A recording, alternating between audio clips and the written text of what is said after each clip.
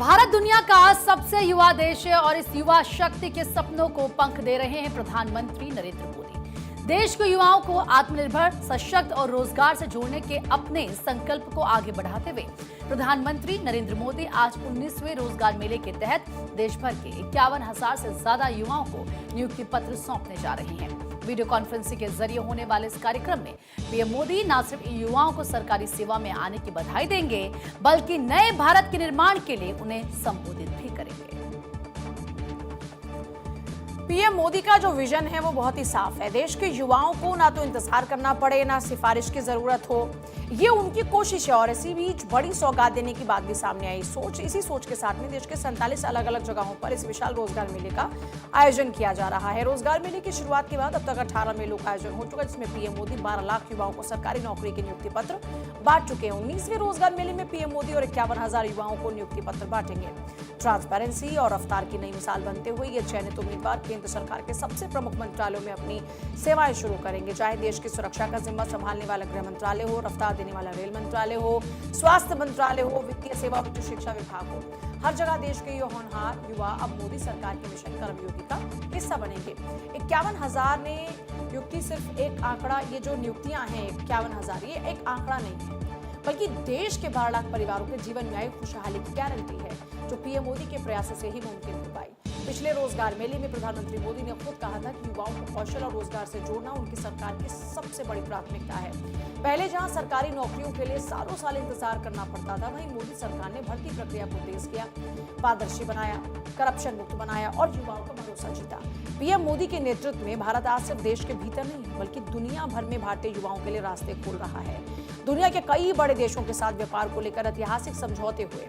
यही नहीं, देश में जो इंफ्रास्ट्रक्चर का जाल बिछ रहा है उसने निर्माण क्षेत्र में नौकरियों को उछाल लाया। पीएम मोदी की नीतियां ही तो हैं जिनका असर आज देश में करीब 2 लाख रजिस्टर्ड जो स्टार्टअप्स हैं वो शुरू हुए और जो लाखों युवा हैं उनको रोजगार भी मिल रहा है इन स्टार्टअप्स के जरिए।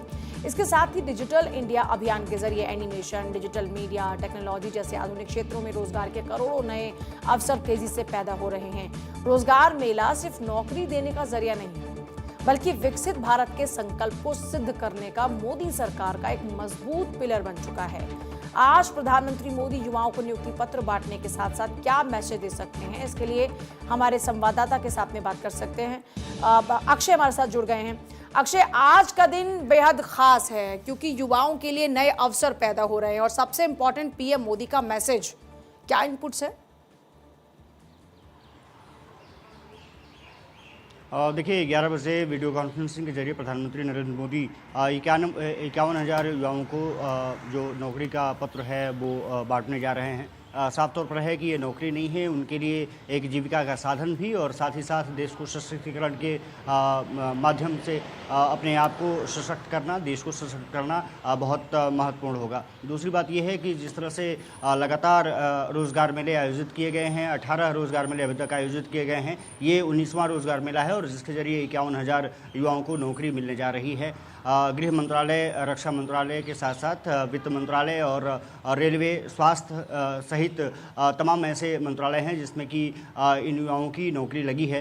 प्रधानमंत्री के संबोधन पर सभी की निगाहें होंगी कि वो किस तरह से अपनी बात रखते हैं, लेकिन साफ तौर पर है कि जिस तरह से विपक्ष ने आरोप लगाया था और उसके बाद लगातार जिस तरह से नौकरियां क्रिएट की जा रही हैं, जिस तरह से सरकारी मंत्रालयों में नौकरी दी जा रही हैं, उन युवाओं को पंख लगेंगे जो कि बेरोजगारी की समस्या से दो चार होना उनको पड़ रहा था। निश्चित रूप से 51,000 लोगों को एक नई जिंदगी की शुरुआत आज से होने जा रही है और कहा जा सकता है कि सरकार की जो कोशिश रही है कि सिद्धि तक पहुंचना है, युवाओं को रोजगार से जोड़ना है, उनको सशक्त बनाना है। युवा अगर सशक्त होंगे, देश सशक्त होगा और कहीं ना कहीं जो जीडीपी की जो प्रक्रिया रही है उसमें भी रफ्तार ज़रूर मिलती है। कहा जा सकता है कि 11 बजे का समय जब होगा, जब प्रधानमंत्री नरेंद्र मोदी वीडियो कॉन्फ्रेंसिंग के जरिए रोजगार मेले को संबोधित भी करेंगे। ये कहा जा रहा है कि देश के कई हिस्सों में तमाम चौपाल लगाई जाएंगी, तमाम मंत्री उसमें शिरकत करते हुए नजर आएंगे। प्रधानमंत्री नरेंद्र मोदी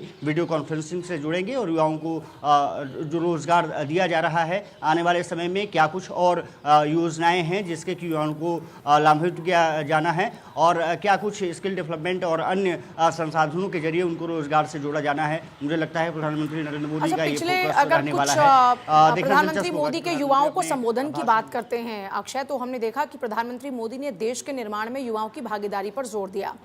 इस बार जब ये नियुक्ति पत्र बांटे जाएंगे और जब प्रधानमंत्री मोदी संबोधित करेंगे तो मानकर चलें कि फिर से युवाओं के साथ में इस तरह का कुछ संवाद हो सकता है।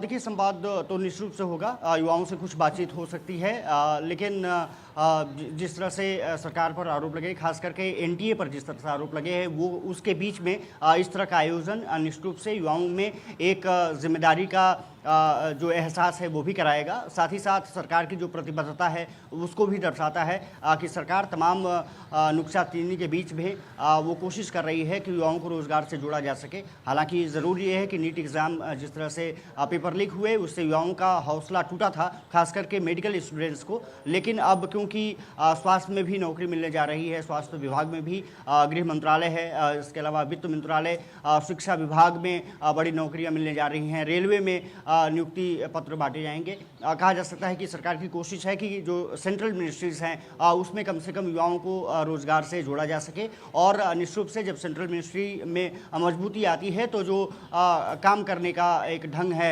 या फिर उसकी जो वृद्धि है वो बढ़ती है। उम्मीद है कि प्रधानमंत्री के संबोधन में युवा फोकस रहेंगे और किस तरह से रोजगार और सृजन किया जा सकता है, किस तरह से और सरकार कोशिश कर रही है, उस पर भी प्रधानमंत्री नरेंद्र मोदी बोलते हुए दिखाई देंगे।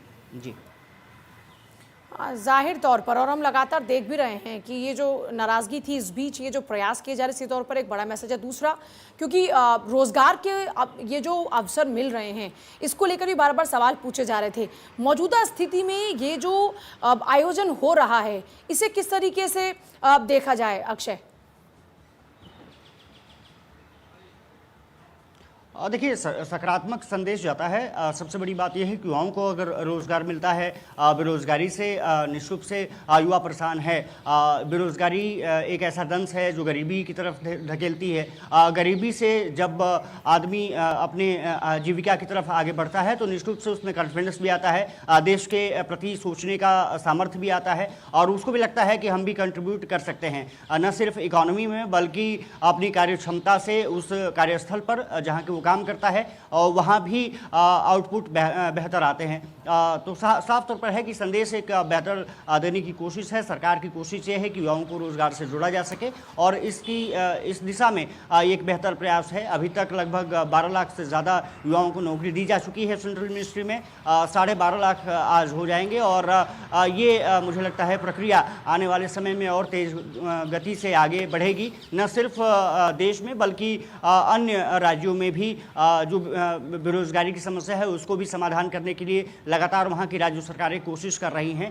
ये कहा जा रहा है कि यूपी में भी अभी पुलिस भर्ती होने जा रही है, उसमें बड़ी संख्या में युवाओं को मौका दिया जा रहा है। तो आने वाले समय में मुझे लगता है कि रोजगार से जोड़ने के लिए बेरोजगार युवाओं को जो नौकरी मिलती है उसमें उनके सशक्तिकरण में महत्वपूर्ण भूमिका होगी। प्रधानमंत्री नरेंद्र मोदी का जो संबोधन है इसके आसपास इर्द गिर्द घूमता हुआ दिखाई देगा। ठीक है अक्षय, वापस लौटेंगे बाकी खबरों पर अपडेट के लिए आपके पास।